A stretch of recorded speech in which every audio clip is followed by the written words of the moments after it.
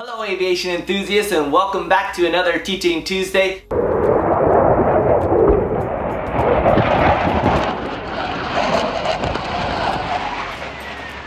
I'm joined by Winston here. He just ran into the room and wanted to say hi. I'm about ready to go on a flight, and as you can also see, it is October, so we are supporting breast cancer awareness and the research as we fight for a cure. So today's video is pretty neat because we're joined by Captain Gary as we're flying out to San Juan, Puerto Rico. He gives us a little insight into how to get your first aviation job, how to secure that job, and how to move towards your dream job. Now, this isn't the only way to do it. This is just one of the stories along the journey, and it might be something that you're more interested in. Obviously, many of you know my background. I come from being a CFI. Some of you guys are like, I don't want to be a flight instructor. I don't want to teach. I don't want to go that road. Well, there is many different avenues, whether you're wanting to go to the airlines, whether you're wanting to go corporate, whether you're wanting to go cargo. There are a lot of different ways that you can get those critical first few hours and that good experience that is needed for that future career or that job that you want to spend the rest of your life at, that has just been your dream all the way along. So hopefully this video helps, and hopefully you enjoy a little bit of his story. Alright, ladies and gentlemen, welcome back to the channel. We are up here cruising at flight level 370. Just took off from West Palm Beach, and we are headed to San Juan, Puerto Rico. And we have the distinct honor of having Captain Gary with us. He's my co-worker, and we've been flying together since I came to Walsh. He's the guy that we call him the points guy. This guy has all the information regarding hotel points and Southwest points and all of that good stuff. And he picks restaurants pretty good too. So all in all, pretty good guy to have with you when you're talking about having a crew. So free stuff and food. Yeah, you can't go wrong there. But he's been in corporate aviation longer than what I have, and I always like having people on that have a little bit of a different journey than perhaps even what I had, and maybe even some of the people listening, or some of the people that maybe you've been exposed to different forms of aviation, and just getting a different perspective on it is really important. I did a video a while back about some of the jobs that are available for low-time pilots, and today we're going to talk a little bit about how you can kind of get your first job. What are some of the challenges? What are some of the good qualities, I guess, that employers are looking at in lower time pilots and people interested in aviation, trying to just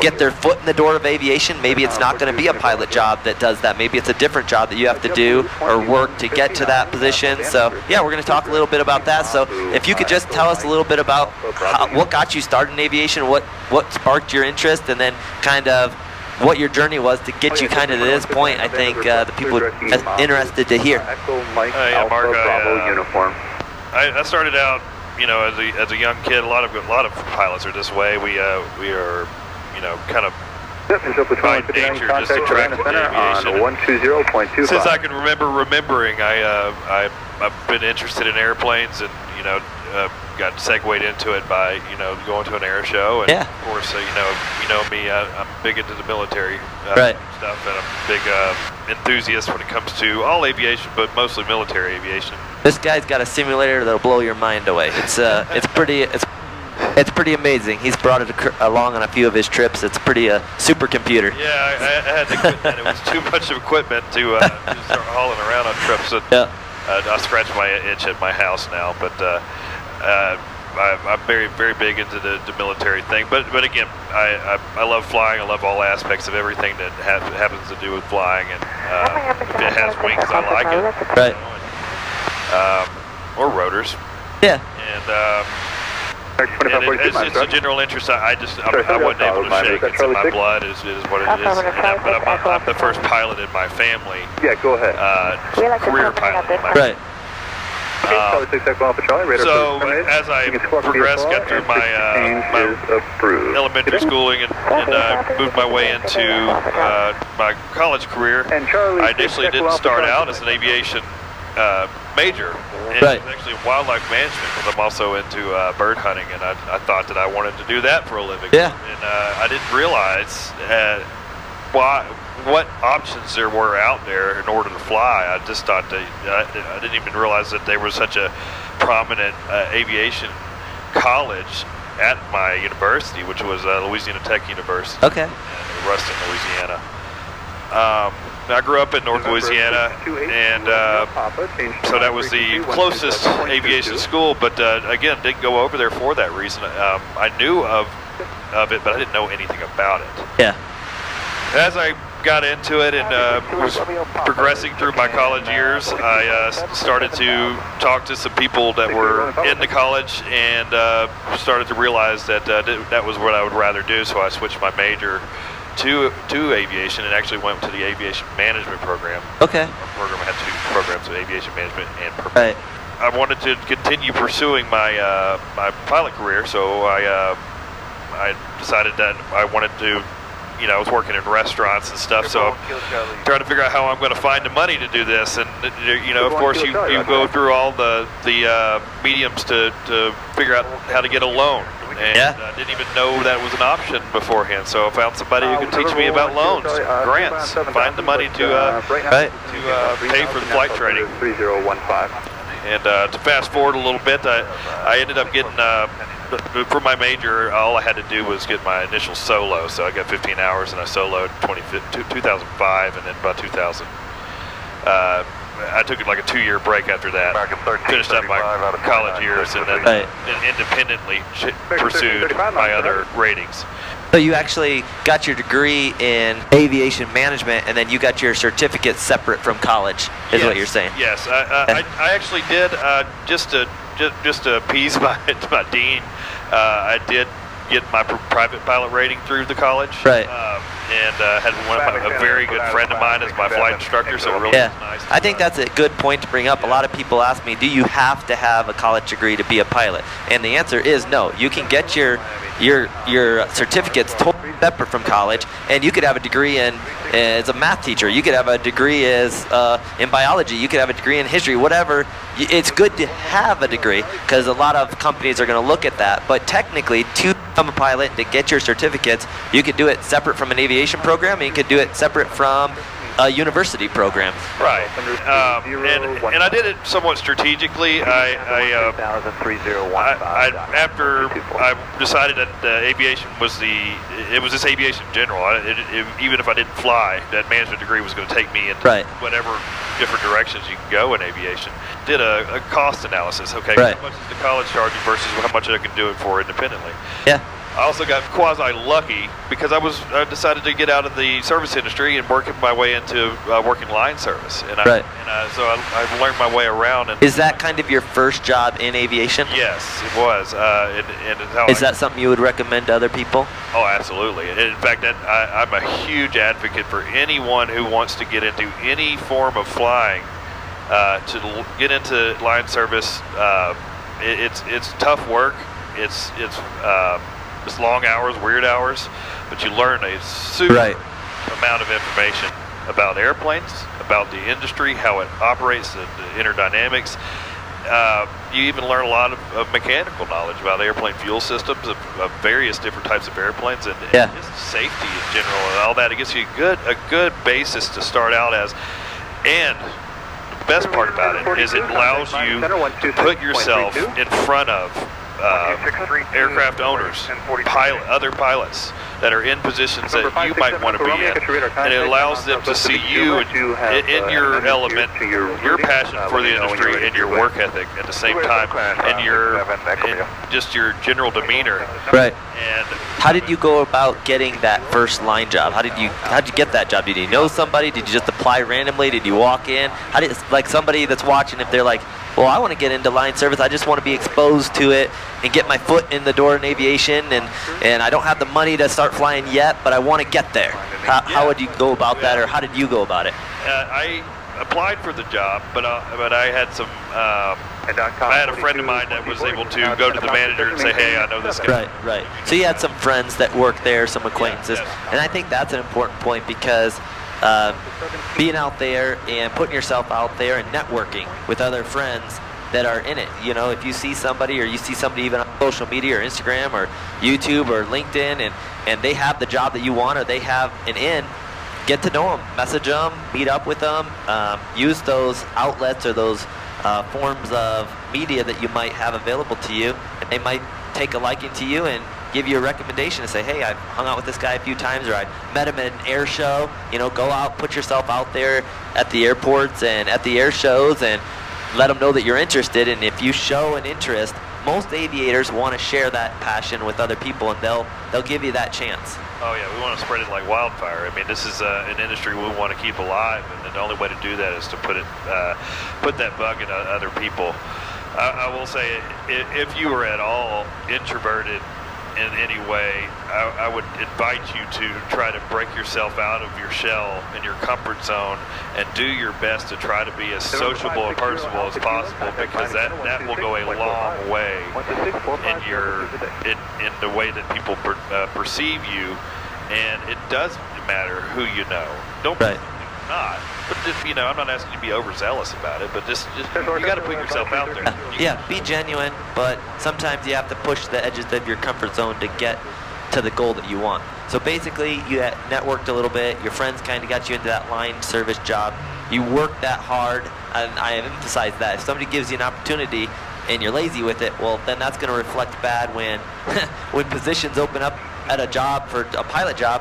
I'm not going to recommend somebody who, you know, didn't wash my windshield correctly, or didn't wash it at all, didn't fuel correctly, or wasn't ever there to be fueled, and I'm out there fueling my own airplane while the line guy's in there, you know, eating donuts or drinking coffee. So definitely, once you get that job, work hard, and then network with the people that you know you're in contact with in line service, and then you got that first job. And what was that first job? Flying. I was going to add to what you were saying.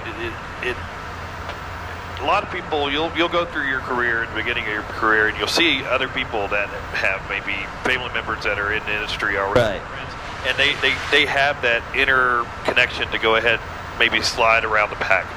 I would remove any type of jealousies you have about that, and realize this is what I have to work right. with. These are the tools I have.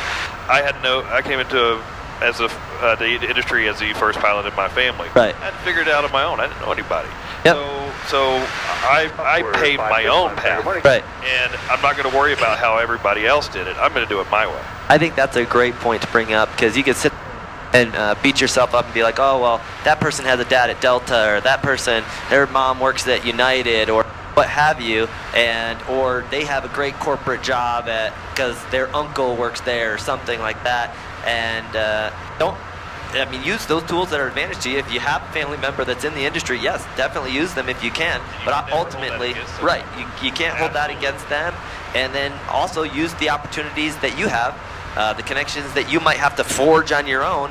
But forging it on your own, you're just going to appreciate it that much more. And I don't fault anybody that does have a family member in the industry, because if I did, I definitely would have used it as well. I mean, use that. If you do have a family member in the industry, yes, use it to your advantage, and hopefully you've kept a good relationship with that family member, that they're willing to put their name out there on the line to give you a shot at their company, or at a company that'll get you started in aviation. Yeah.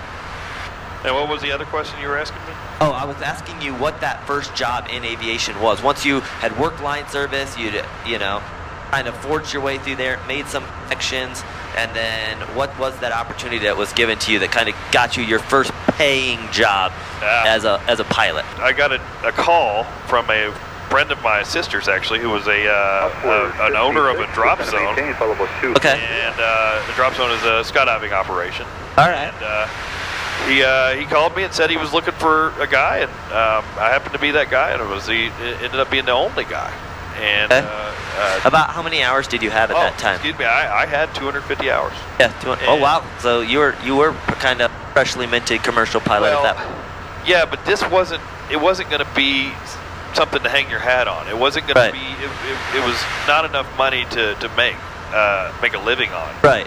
And it was just enough to where I was building time on the weekends. I'd go out on Friday afternoons or Saturday mornings, and I'd fly all day. And then I'd come back, and I had another job. Right. And I continued to work that job. And I just kept building a few hours every weekend, maybe a few weekdays if you had some jumpers. It was kind of a slow operation. Yeah. But it was flying, and you're getting paid instead of having to pay. Yes. And again, I had already done the line service gig. I already had my name out there through the people that had aircraft at the airport that I worked at. Right. And that was kind of how I got intermingled into that. I know that a lot of people, I'm a big advocate, and obviously my path was through, my first paying job, I actually was working for the DNR doing fire watch and chasing down wolves, and I just did that part-time on the side as well. It wasn't the first thing that, it wasn't a full-time gig at all. It was just part-time. Not a euphemism, by the way. No. I should say doing animal surveillance and watching for fires. I don't know what that means, but it's probably something not good. So anyway, that was my first job. But then eventually I got my CFI and I did the CFI route. But a lot of people that I meet, they do not have an interest in being a flight instructor and teaching and going down that route. So I think it's interesting that yours first was doing the jumping, taking up parachuters and so on, and then after that, what was your first job after you'd done all these different other side gigs and working, a regular job and also flying, that you were able to say, hey, this is what I can do and solely as my living, and about how many hours were you at when that happened? Well, I'd have to look through my logbook to remember how that, like again, back into the chronologics, but how that worked out. Again, I still wasn't making enough money dropping skydivers to hang my hat on flying only. Right. And I did not know when that was going to happen, and so I continued to build the flight time doing that. Then one day I'm at my job and working as a line service, and I get a call. I got something I think you might be interested in, and there's an owner in town that is looking. He called me asking me if I could fly a Saratoga for him, and okay. I'm not interested in doing the job. I'm too busy doing what I'm doing, flying the jets he was flying at the time. And he goes, I want to know if you're interested in it. And I said, well, no, I've never flown a Saratoga before, Upward 56, contact Miami 7.7. And he says, well, he can go out there and he could, he'd put you in the cockpit with an instructor and get you checked out on the airplane. Okay. And the next weekend I showed up, I went and got checked out on the Saratoga, did my 3 takeoffs and landings in it, and then the following Monday I flew the guy to Louisville. And I went, okay. It's much more money than I was making dropping skydivers. Right. And I did that in one whack. And I said, okay, well, this is good. And then he called me up after I did the trip successfully for him. He says, okay, Brandon, well, good job on that. I need you this day, this day, this day, this day, this day, this day. And it just bing, bing, bing, bing, piled up. And I was like, okay, cool. Well, I've got a guy who wants me to fly for him. Well, so I had to start asking for all these days that he wanted me to fly. I had to call my employer and say, hey, I need this day, this day, and this day off, because I'm going to make a whole lot more money than doing that. These day rates were nice back then for a kid my age. Yeah, definitely. What it turned out to be is he was asking me for so much flying, taking places, that it was becoming a burden on my current job. Right. And I was having to have people cover shifts, and then it turned. I just got to talking to the guy in the airplane and telling him about this burden. Yeah. And he happened to own a building supply company, and that was how he could afford the small aircraft he had. Right. He said, I've got a position in inside sales at my office. If you're willing to do that, you work for me and you'd fly for me, so you don't have to ask for time off anymore. Right. And I said, well, I don't know anything about shingles or vinyl siding or building supplies. And he goes, oh, we'll teach you. Yeah. And a couple weeks later, here I am. There you go. Yeah, I think that's an interesting point. A lot of people think, they might go to flight school or they might go to college and then they're just going to graduate, get their degree, and boom, go to this full-time flying job, and then go off to the airline or go off to their dream corporate job or whatever, their dream cargo job or whatever it is that is their passion. But sometimes you might have to do it part-time. And other times you might get hired at a company where you fly partially, build in your time, and then also do a little bit of work on the side as well. So that's an interesting pathway. In the adolescence of your career as a pilot, you're most likely, even working whatever direction you want to ultimately end up in, corporate or airlines or military, you've got to hustle a little bit, and it's not going to be easy, and not everything you're doing is going to be flying. And, so basically, you were acting almost as a private contractor for him, being able to fly for him, but then also being able to fly for other opportunities that arose. And he understood your main passion was flying, and you had that agreement. It was temporary with him. Right. It allowed him to benefit from my ability to do the job he asked of me. Right. I still did it, and I was able to take off and go. And I started getting, you start showing up at a hangar and prepping an airplane, and they see you out there, chunking oil into an engine and yep. Monitoring the fuel, into the airplane and stuff, and people start seeing you. Well, I'm offloading out of a Saratoga one day, this Saratoga, and a guy walks up to me, and he says, "See, you've been flying this Saratoga a lot." And lo and behold, this is another guy that I had met doing line service at the airport. And he says, "I got a Piper 6 that I'm managing that. I'm managing this King Air C90, and I need some help with the Piper 6. And if you want, you can come right around in the C90 with me some." And a couple of weeks later, here I am, flying the Piper 6 for the guy. Right. And a couple of weeks later, I'm picking up a trip here and there, doing cake runs in a C90B with him and learning how to turboprops work. Right. And so another stair step. Yeah, and I think that's one of the nice things about jobs as a line service. You got people coming and going, and even if somebody gives you an opportunity to do a ride along in their airplane, that's just another, especially if they're an instructor or they're a teacher or anything like that, because that's just another hour you can log and experience that you can gain. So definitely take the different opportunities, and you never know where that opportunity might lead to another opportunity. So. I ended up getting another call from another friend that knew that I'd been out there doing what I'm doing, and he calls me up and says, "Hey, I got this guy I know that asked me to manage his 206 for him." Right. Beautiful 2000. What was it, like a 07 G1000 206 turbocharged. Nice. Beautiful airplane. And he says, "I don't have time to manage it." I told him you were the guy to call. Would you really willing to do that? And again, just back like I did with the Saratoga. I never managed an airplane. Right. But I'm willing to try. Yeah. And so find the skill set. Yep. So I showed up, got a little, got shown a little bit of how to do it with the guy who had been managing before me that was working his way out, and took over the responsibility of that and built a relationship with them. Either way, I like a couple of the points that you made about, hey, I haven't done that before, but I'm willing to go find that skill set. And don't just discount something, well, I haven't been trained in that, so yeah, I'm not going to do that job.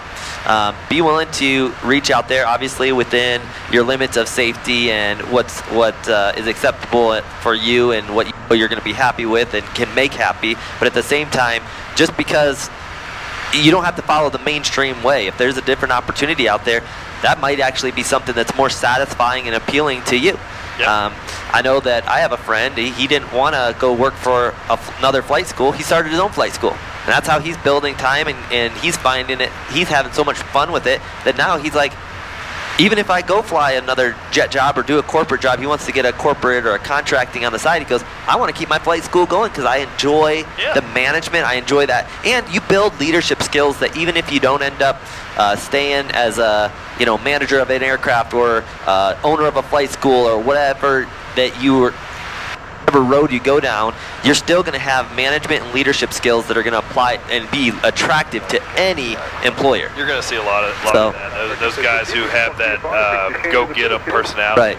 Any type of job that you can show leadership and show that you have good character, work hard, ethics, all of those things that any employer really looks at, especially in the aviation industry. Yeah. Because not all the time do they have that. Not all the flight departments have that luxury to be able to just kind of be like, okay, we'll bring this guy on and basically mentor and grow him up in the company. You already have to come with a, once you get to the higher paying jobs and the more career orientated jobs, at the beginning, those newer jobs that you're starting out with, whether or not that's banner towing or flight instructing and stuff like that, most of them have a kind of a network where, oh, the older instructors are going to help teach the younger instructors as they're teaching their students and growing, and that's acceptable. It's almost expected.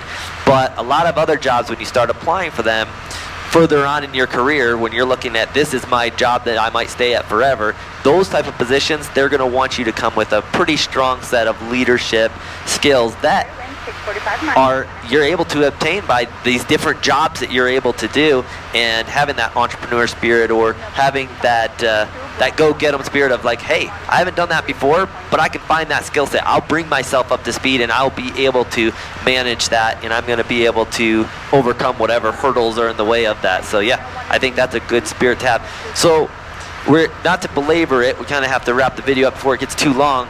What are some of your things, and not to cut down on any of the other options? I know in some of my other videos I talked about all the different options out there. We think that all of those are good, viable things, but what most attracts you to what you are currently doing? Why corporate aviation? What do you find personally satisfying? And some of these things might apply to some of the listeners, some of it might not apply to them, but what do you personally find basically attractive about corporate aviation? Why did you kind of choose that route, and what keeps you in this kind of, in this field? I love the independence that our job provides, the trust that's ensued in us.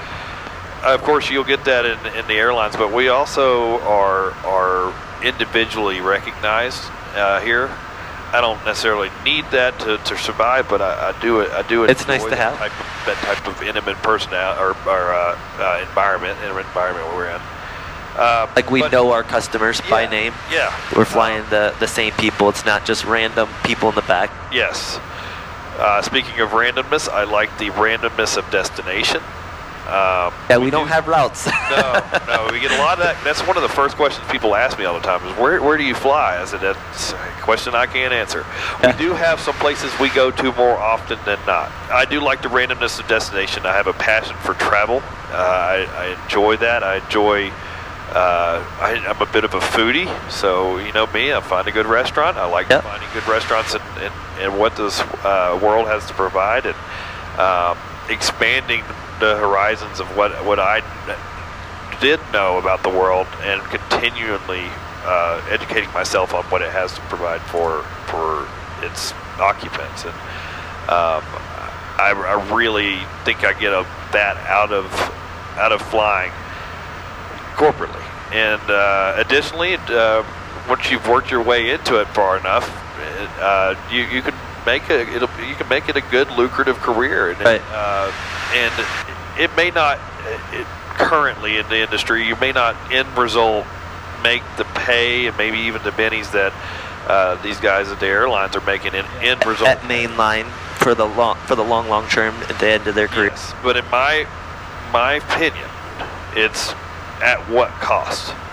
Because a lot of guys, it's a while and a lot of time away from home before they're working that good line, and they're home a lot, and they're making a good chunk of change to fly 4 or 5 days a month.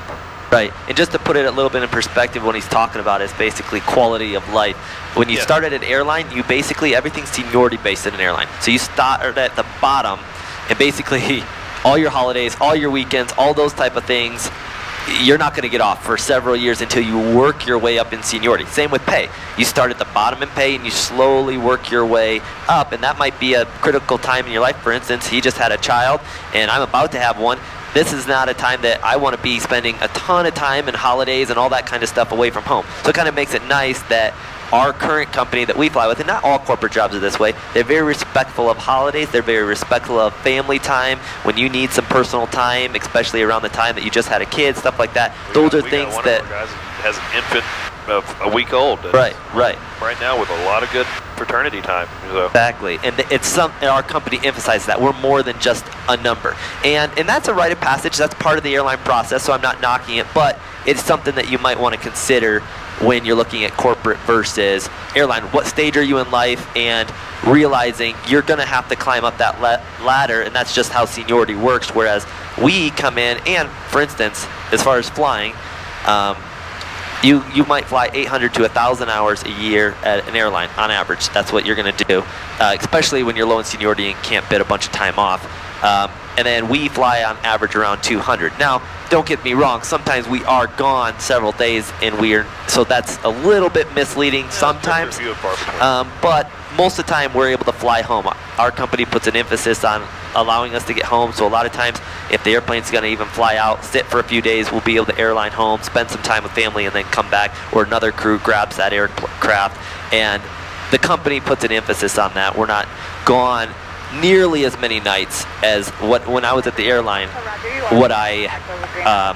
How many nights I'm gone now? I'm home a lot more nights and a lot more days than what I would be at the airline. So it's just kind of putting that into perspective of quality of life stuff. And that's not to say you can't eventually get a nice QOL right. at a mainline carrier. You have to know, if you want to work your way in the aviation, like I said, you pave your own path, but it becomes, if you're not comfortable where you are, then continue to look for where you feel you might be more comfortable. Right. And that segues me into something I really want to cover here is sometimes you have to do something that is drastic. And if you guys can't notice with the way I talk, I live in Chicago, but I don't sound like I'm from Chicago. I'm originally from Louisiana, as I said. So I decided at one point in my career, after things started to, you can't manage and operate single-engine pistons for your entire career if you want to progress. Right. So at some point, I had to hang up the towel on that and decide, where do I want to go from here? To get a job flying jets, you sometimes have to make an uncomfortable decision. And so I uprooted myself, found a job, and uprooted myself in another city. And not to bore you with the details of what happened between leaving my hometown and getting to Chicago, I eventually ended up living in a town 1,000 miles from where I'm from. Right. And working for a really good company that takes care of us, that you can't find that type of job where I'm from. Right. And you might have to consider that. That's a good point.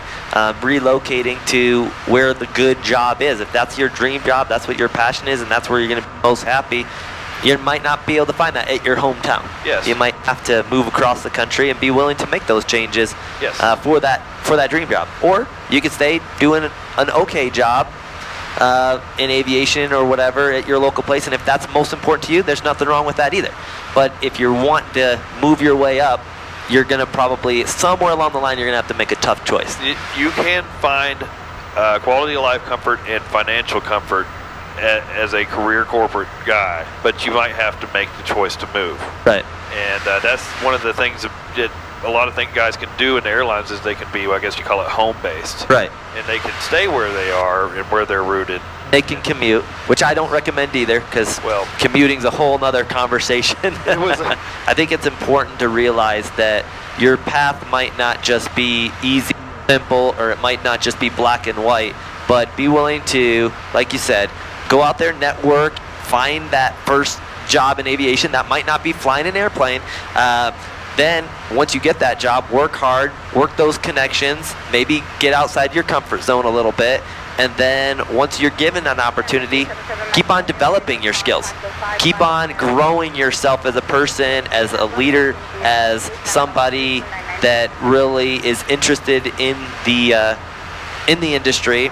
And then you might have to do something drastic along the way, like moving to another city or another town, or taking an uncomfortable step to get you to that dream position that you want. But those jobs are out there, and you can have great quality of life, you can have good pay, you can have a job that you actually look forward to going to. I think everybody that you can ask, at least in our department, can honestly say when we love being home, obviously, and that's one of the reasons why we took the job that we have. We can spend time with our families. We can have a good quality of life and enjoy sports and other interests outside of aviation.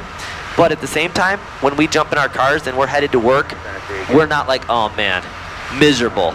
This is terrible. Now I got to go to work. Like, I have friends, and I'm sure some of you have friends out there as well, that when Monday rolls around, they are not happy, they are not excited, they are waiting for the weekend already. And I can honestly say I love going home, but I also love going to work. And I don't know a lot of people that can say that. So if you're considering a career in aviation or in this industry, I would say definitely pursue it. If there's any questions, leave them in the comments below. Brandon might jump on the video and chime in on some of the comments as well. Ask him anything specific that he wants, and he'll answer them if he can. I'll try to answer them as much as I can. But definitely, even if you don't have friends or family in the industry, don't let that stop you.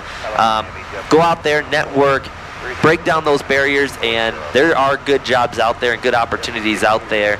And I'm excited to hear from some of you guys, and I'm excited to see some of you guys out on the line flying. Maybe I'll run into you guys at an FBO or an air show sometime soon. You got anything else you'd like to finish to kind of wrap it up? I'll add to that. Your comfort zone is as thin as rice paper, and you have to be willing to punch through it. Yep. You may not know it, but you can get through that. And then once you've done it once, you realize how easy. Yeah, it's a confidence builder. Absolutely, and that will bring you a long way in this industry. Basically, keep your options open. Yeah. Don't just say, oh, I'll never do that.